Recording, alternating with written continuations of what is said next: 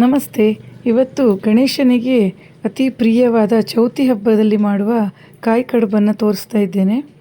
ಇದಕ್ಕೆ ಮೊದಲಿಗೆ ಅದರ ಒಳಗೆ ತುಂಬಿಸಲಿಕ್ಕೆ ಕಾಯಿ ಹೂವನ್ನು ಮಾಡಿಕೊಳ್ಬೇಕು. ಅದಕ್ಕೆ ಫ್ರೆಶ್ ಆಗಿ ತುರಿದ ತೆಂಗಿನಕಾಯಿ ತುರಿ, 1 ಕಪ್ ಆಗುವಷ್ಟು ಬೆಲ್ಲ, ಏಲಕ್ಕಿ ಪುಡಿ, ಚಿಟಿಕೆ ಉಪ್ಪು ಬೇಕು. ಬಾಣಲೆಗೆ ಬೆಲ್ಲವನ್ನು ಒಂದು ಸ್ವಲ್ಪ ನೀರು ಹಾಕಿ ಕರಗಿಸ್ಕೊಳ್ಬೇಕು. ಬೆಲ್ಲದಲ್ಲಿ ಕಸ ಇರೋದ್ರಿಂದ ಅದನ್ನು ಒಂದು ಸಲ ಸೋಸಿಕೊಂಡು ತೆಗೆದಿಟ್ಕೊಳ್ಬೇಕು. ತುಂಬ ಕಸ ಇರ್ತದೆ, ಹಾಗೆ ಹಾಕಿದರೆ ತಿನ್ನುವಾಗ ಬಾಯಿಗೆ ಸಿಕ್ದಂಗೆ ಆಗುತ್ತೆ ಕಲ್ಲಿನ ಪುಡಿಗಳೆಲ್ಲ. ಯಾವಾಗಲೂ ಸ್ವೀಟ್ ಮಾಡುವಾಗ ಬೆಲ್ಲವನ್ನು ಸೋಸಿಕೊಂಡೇ ಉಪಯೋಗಿಸಿದರೆ ಒಳ್ಳೆಯದು. ಈ ಬೆಲ್ಲದ ನೀರನ್ನು ಅದೇ ಬಾಣಲಿಗೆ ವಾಪಸ್ ಹಾಕಿ 1-2 ನಿಮಿಷ ಕುದಿಸ್ಕೊಳ್ಬೇಕು. ಚೆನ್ನಾಗಿ ಕುದಿಯೋಕ್ಕೆ ಶುರು ಆದ್ರ ಮೇಲೆ ಅದಕ್ಕೆ ಫ್ರೆಶ್ ಆಗಿ ತುರಿದ ತೆಂಗಿನಕಾಯಿ ತುರಿನ ಹಾಕಬೇಕು. ಚೂರು ಏಲಕ್ಕಿ ಪುಡಿ, ಒಂಚೂರು ಉಪ್ಪನ್ನು ಸೇರಿಸಿ ಫುಲ್ಲು ಗಟ್ಟಿಯಾಗೋವರೆಗೆ ಮಗಿಸ್ಕೊಳ್ಬೇಕು. ಈ ಕಾಯಿ ಹೂವನ್ನು ನಾವು ನೀರು ದೋಸೆಗೂ ಉಪಯೋಗಿಸ್ತೇವೆ. ಚಟ್ನಿ ಮತ್ತು ಕಾಯಿ ಬೆಲ್ಲ ಇದ್ದರೆ ನೀರು ದೋಸೆ ತುಂಬ ರುಚಿಯಾಗಿರುತ್ತೆ ತಿನ್ನಲಿಕ್ಕೆ. ಈಗ ಇದಕ್ಕೆ ನಾವು ಹಿಟ್ಟನ್ನು ರೆಡಿ ಮಾಡ್ಕೊಂಡು ಇಟ್ಕೊಳ್ಬೇಕು. ದೋಸೆ ಅಕ್ಕಿ 1 ಲೋಟನ 2 ಗಂಟೆ ಹೊತ್ತು ನೆನೆಸಿ ಅದನ್ನು ನುಣ್ಣಗೆ ರುಬ್ಕೊಂಡಿದ್ದೇನೆ. ಒಟ್ಟು 1 ಲೋಟಕ್ಕೆ 3 ಲೋಟ ನೀರು ಬೇಕಾಗ್ತದೆ. ಅದನ್ನು ದಪ್ಪ ತಳದ ಬಾಣಲೆಗೆ ಹಾಕಿ ಒಲೆ ಮೇಲಿಟ್ಟು ಮಗ್ಚಬೇಕು. ಕೈ ಬಿಡಲೇಬಾರ್ದು, ಕಂಟಿನ್ಯೂಸ್ ಆಗಿ ತಿರ್ಸ್ತಾ ಇರಬೇಕು. ಯಾವಾಗಲೂ ಫ್ಲ್ಯಾಟ್ ಇದ್ದ ಚಪ್ಪಟೆ ಆಕಾರದ ಸೆಟ್ಗೆ ತಗೊಳ್ಬೇಕು, ಮಗ್ಚಲಿಕ್ಕೆ ಸುಲಭ ಆಗ್ತದೆ. ಈ ರೀತಿ ಗಟ್ಟಿ ಆದ್ರ ಮೇಲೆ ಒಲೆ ಆಫ್ ಮಾಡಬೇಕು.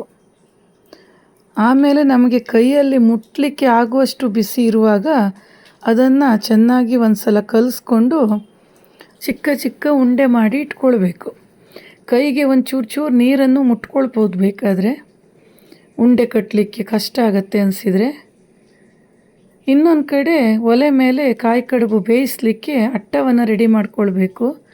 ಕಡುಬು ಮಾಡೋ ರೀತಿಯೇ ಅಟ್ಟದ ಬುಡಕ್ಕೆ ನೀರು ಹಾಕಿ ಮೇಲ್ಗಡೆ ಬಾಳೆ ಎಲೆಯನ್ನು ಇಡಬೇಕು. ಈಗ ಕಾಯಿ ಕಡುಬನ್ನು ರೆಡಿ ಮಾಡಿಕೊಳ್ಳುವ. ಒಂದು ಚಿಕ್ಕ ಬಾಳೆ ಎಲೆ ಪೀಸ್ಗೆ ತುಪ್ಪವನ್ನು ಸವರ್ಕೊಂಡು ಒಂದು ಉಂಡೆ ಇಟ್ಟು ಈ ರೀತಿ ತಟ್ಕೊಳ್ಬೇಕು. ಸ್ವಲ್ಪ ಸ್ವಲ್ಪ ನೀರು ಕೈಗೆ ತಾಗಿಸ್ಕೊಳ್ತಾ ತೆಳುವಾಗಿ ತಟ್ಕೊಳ್ಬೇಕು. ಮಧ್ಯದಲ್ಲಿ ಕಾಯಿ ಬೆಲ್ಲದ ಹೂರಣವನ್ನು ಇಟ್ಟು ಅರ್ಧಕ್ಕೆ ಮಡಚಿ ತುದಿಗಳನ್ನು ಹೊರಗಡೆಯಿಂದನೇ ಪ್ರೆಸ್ ಮಾಡಿದರೆ ಆಯಿತು, ಅಂಟ್ಕೊಳ್ಳುತ್ತೆ ಅದು. ಮುಂಚೆ ನಮ್ಮ ಅಮ್ಮ ಎಲ್ಲ ಉಂಡೆಯನ್ನು ಕೈಯಲ್ಲೇ ಹಿಡ್ಕೊಂಡು ತಟ್ಟಿ ಕಾಯಿ ಬೆಲ್ಲ ಅದ್ರ ಒಳಗೆ ಇಟ್ಟು ಮಾಡ್ತಾಯಿದ್ರು.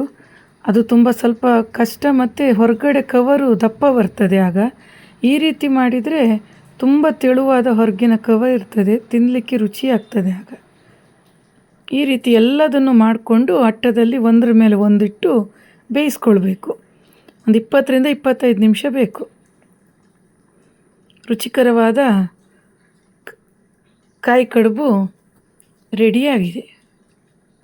ಈ ಕಾಯಿ ಕಡುಬಿಗೂ ಗಣೇಶ ಚೌತಿಗೂ ಏನು ಸಂಬಂಧನೋ, ಗಣೇಶ ಬಂದ ಕಾಯಿ ಕಡುಬು ತಿಂದ ಅಂತ ಒಂದು ಹಾಡೇ ರಚಿಸಿದ್ದಾರೆ, ಅಷ್ಟು ಫೇಮಸ್ ಇದು. ಬಿಸಿ ಬಿಸಿ ಕಾಯಿ ಕಡುಬನ್ನು ಈ ರೀತಿ ತೆಗೆದು ಅದರ ಮೇಲೆ ತುಪ್ಪ ಹಾಕ್ಕೊಂಡು ತಿಂದರೆ ಎಷ್ಟು ಕಾಯಿ ಕಡುಬು ಬೇಕಾದರೂ ತಿನ್ಬೋದು, ಅಷ್ಟು ರುಚಿಯಾಗಿರ್ತದೆ. ನನಗೆ ತುಂಬ ಇಷ್ಟದ ತಿಂಡಿ ಇದು. ಅದಕ್ಕೆ ನಾನು ಪ್ರತಿ ವರ್ಷ ಗಣೇಶ ಚೌತಿಗೆ ಇದನ್ನೇ ಮಾಡೋದು. ನೀವು ಮಾಡಿ ಹೇಗಾಯ್ತಂತ ಕಮೆಂಟಲ್ಲಿ ತಿಳಿಸಿ.